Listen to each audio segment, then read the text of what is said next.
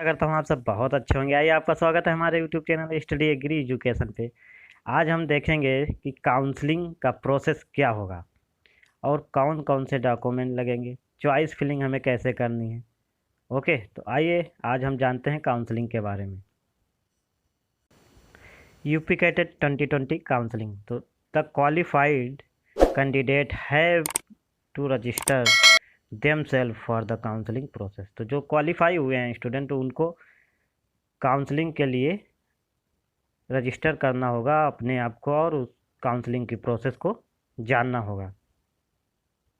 तो जैसे ही आपका काउंसलिंग का लेटर आता है, आपको मैसेज आएगा, उसके बाद आपको काउंसलिंग प्रोसेस को स्टार्ट कर देना है। तो सबसे पहले हम जानेंगे कि काउंसलिंग होगा कैसे। तो मैक्सिमम चांस है कि काउंसलिंग ऑनलाइन होगा। ओके, कैसे होगा? ऑनलाइन काउंसलिंग होगा। तो काउंसलिंग ऑनलाइन होगा तो उसके लिए हमें क्या क्या प्रिपेयर करके रखना है, कौन कौन से डॉक्यूमेंट अपने तैयार करके रखने हैं और किस तरह से हमें डॉक्यूमेंट को सेट करना है। तो सबसे पहले हम ये देख लेते हैं कि अपने सारे डॉक्यूमेंट जो भी हैं, जो डॉक्यूमेंट लगेंगे, आइए हम बता देते हैं कि कौन कौन से डॉक्यूमेंट आपके पास होने चाहिए।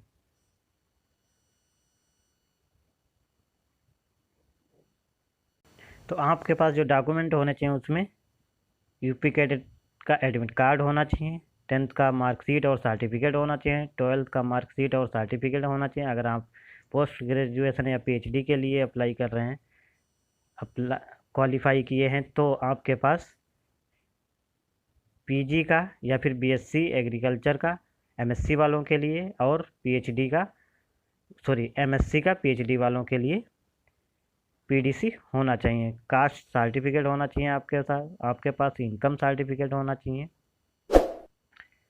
उसके बाद आपके पास रेजिडेंट प्रूफ होना चाहिए, जिसे हम आपके पास आधार कार्ड होना चाहिए, करेक्टर सर्टिफिकेट होना चाहिए, अगर आपने स्पोर्ट कर रखा है तो उसका सर्टिफिकेट होना चाहिए, ट्रांसफ़र सर्टिफिकेट होना चाहिए आपके पास, और अदर सब कैटेगरी सर्टिफिकेट अगर आपके पास हैं तो वो भी होने चाहिए। तो सबसे पहले इन डॉक्यूमेंट को हम क्या करेंगे, एक पीडीएफ फॉर्म में तैयार कर लेंगे और उसको क्रम वाइज, जैसा कि काउंसलिंग लेटर में दिया रहेगा उस तरह से उसको लगा लेंगे। ओके, उसके बाद आपकी जो काउंसलिंग होगी वो कम्प्लीटली 3 फेज में होगी। फर्स्ट काउंसलिंग, सेकंड काउंसलिंग और री काउंसलिंग।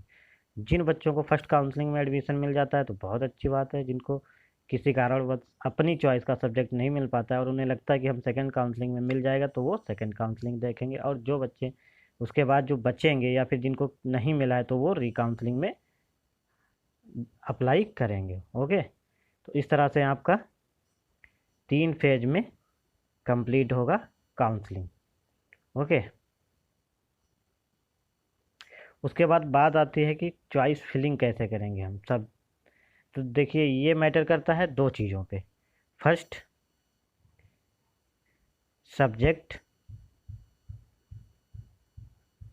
Second, university. होता ये है कि कुछ बच्चे ऐसे होते हैं जो कहते हैं कि हमको बीएससी एग्रीकल्चर ही लेना है, यूनिवर्सिटी कोई भी रहे, चाहे वो सीएसए में मिले, चाहे वो एनडीयूएटी में मिले, चाहे फिर उनको मेरठ में मिले या फिर बांदा यूनिवर्सिटी में मिले। इससे उन्हें फ़र्क नहीं पड़ता है कि कहाँ पे एडमिशन हो रहा है, लेकिन उनका मेन जो फोकस रहता है वो सब्जेक्ट पे रहता है। उनको बीएससी एग्रीकल्चर लेना है, वो फिर यूनिवर्सिटी कोई भी हो, चाहे यूनिवर्सिटी में मिले या उसके कैंपस में, जैसे सीएसए के कैंपस लखीमपुर में मिले या फिर नरेंद्र देव के कैंपस आजमगढ़ में मिले, लेकिन उनको चाहिए बीएससी एग्रीकल्चर। बट कुछ लोगों का मानना ये होता है कि उनको यूनिवर्सिटी के हिसाब से चाहिए। ठीक है, तो उनको यूनिवर्सिटी अगर उनके मन की मिलती है तो वो कोई ज़रूरी नहीं है कि बीएससी एग्रीकल्चर ही लें, क्योंकि वो हॉर्टिकल्चर ले सकते हैं या फिर फिशरीज या फॉरेस्ट्री ले सकते हैं। उनको जैसे चाहिए, उनका कहना है कि हमें बीएससी में एडमिशन सीएसए में चाहिए। ओके, कहाँ पे चाहिए? सीएसए में चाहिए। ये मैटर नहीं करता कि वो सब्जेक्ट कौन सा ले रहे हैं, बट मैक्सिमम स्टूडेंट का यही होता है कि वो सब्जेक्ट को देखते हैं, वरीयता देते हैं और यूनिवर्सिटी को वरीयता नहीं देते हैं। लेकिन कुछ बच्चों का ये मानना होता है कि हमें एडमिशन सीएसए में ही चाहिए, चाहे वो किसी भी सब्जेक्ट में मिले। तो ये डिपेंड करता है आप पे कि आप किसको वरीयता देते हैं। अगर आप सब्जेक्ट को वरीयता देंगे तो आपको हो सकता है कि मनमानी यूनिवर्सिटी में ना मिले, या और अगर आप यूनिवर्सिटी को वरीयता देते हैं तो हो सकता है आपकी रैंक के हिसाब से आपको वो यूनिवर्सिटी ना मिले जो आप चाहते हैं। तो ये डिपेंड करता है आपकी रैंक पे। अगर आपका रैंक अच्छा है तो आपको अपनी पसंद का यूनिवर्सिटी और सब्जेक्ट दोनों मिल जाएंगे। लेकिन अगर आपकी रैंक थोड़ी ज़्यादा है तो आपको एक चीज़ के साथ समझौता करना होगा, या फिर आपके अपने सब्जेक्ट के साथ, या फिर आप यूनिवर्सिटी के साथ समझौता करेंगे, तो ही आपको अपनी पसंद का सब्जेक्ट या फिर अपने पसंद की यूनिवर्सिटी मिल पाएगी। ओके, तो अब बात करते हैं हम कि चॉइस फिलिंग कैसे करेंगे। तो सबसे पहले बात ध्यान देने की ये होती है कि अगर आप सब्जेक्ट को वरीयता देते हैं तो आप सबसे पहले सीएसए, उसके बाद नरेंद्र देव, उसके बाद मेरठ और उसके बाद BUAT को चूज करेंगे। लेकिन अगर आप सब्जेक्ट को वरीयता ना देके यूनिवर्सिटी को वरीयता देते हैं, अगर आपका रैंक ज़्यादा है तो आप BSc एग्रीकल्चर को ना चूज करके CSA में ही किसी और सब्जेक्ट को या फिर NDUAT में किसी और सब्जेक्ट को चूज करेंगे।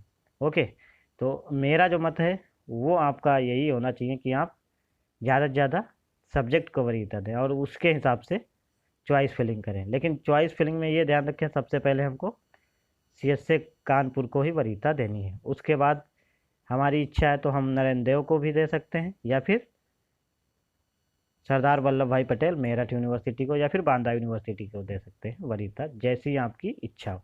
लेकिन मेरा मानना है कि सबसे पहले आप CSA को वरीयता दें, उसके बाद आप नरेंद्र देव को दें, उसके बाद मेरठ और उसके बाद बांदा यूनिवर्सिटी को वरीयता दें। तो इस तरह से अपने सब्जेक्ट को चॉइस फिल करेंगे। इस तरह से आपकी चॉइस फिलिंग होनी चाहिए, जिससे कि कोई भी बाद में पछताना ना पड़े। ऐसा ना हो कि आप लेना CSA चाह रहे थे और आपका सब्जेक्ट हॉर्टिकल्चर मिल रहा था, तो आपने एडमिशन नहीं लिया और आपने BSc एग्रीकल्चर आजमगढ़ कैंपस में ले लिया, और बाद में आप सोचे कि मैं हॉर्टिकल्चर ले लेता लेकिन CSA में रहता। तो ये आपका डिपेंड करता है आपकी चॉइस फिलिंग पे। इसलिए आप चॉइस फिलिंग करते समय विशेष ध्यान दें। और अगर आपको जानकारी नहीं है तो आप किसी से जानकारी ले लें, चाहे वो आपके पास का रहने वाला हो, या आप किसी ऐसे स्टूडेंट को जानते हो जो पहले से ही BSc या MSc या PhD में हो, या कहीं और से, या फिर हमारे यूट्यूब चैनल पे अपनी कमेंट डाल दें कि सर हमारा ये ऐसा रैंक है तो हम क्या चॉइस फिलिंग किस तरह से करें। तो मेरी जो जानकारी रहेगी मैं वो आपको बता दूंगा। तो इस तरह से हम चॉइस फिलिंग करेंगे।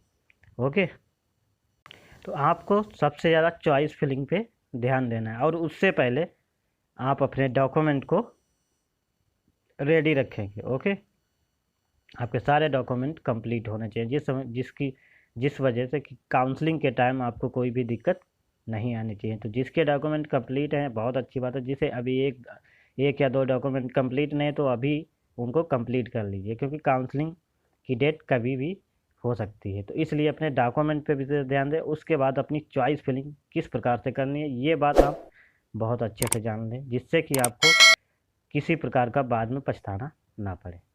तो आई होप कि ये वीडियो आपको पसंद आया होगा, तो लाइक करें, सब्सक्राइब करें और शेयर भी करें। जय हिंद, जय भारत।